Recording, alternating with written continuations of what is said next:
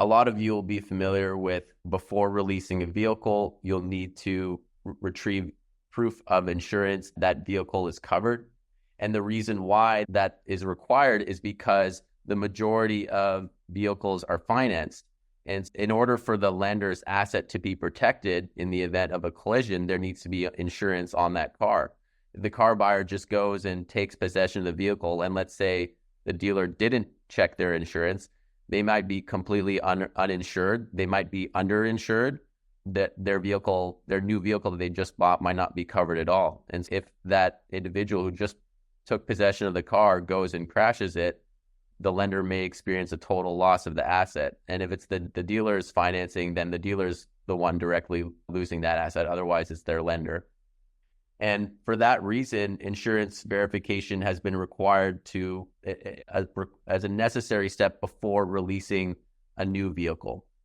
Outside of that requirement, there's also state laws around insurance requirements. There's the FTC safeguards rule, which requires dealers to move off paper documents and into secure, encrypted platforms for managing sensitive data like insurance data. And so the way that dealers are processing these things is starting to change. But the majority of how it's been going on is, hey, you need to take possession of this vehicle, provide me your policy documents or your ID card. And the car buyer then has to go and dig it up. And they're sent out on this errand to go and dig up their ID card or go and get insurance and provide it to take possession of the vehicle. Outside of getting the insurance for the vehicle, they'll also need to make sure that it's the right kind of insurance. It'll need to meet state minimums. They'll need to ensure that the right vehicle, the new vehicle that they're buying, is covered, and the lien holder will need to be correct as well. This is actually one of the major causes of delay in what takes so long to get a car moved off the lot.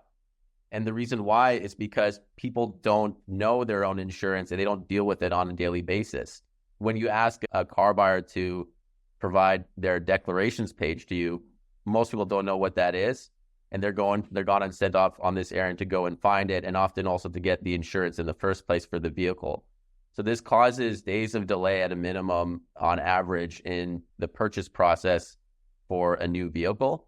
And we've heard from many dealers directly, they tell us that they've sometimes lost deals because of insurance, and certainly experiencing a lot of delays with it.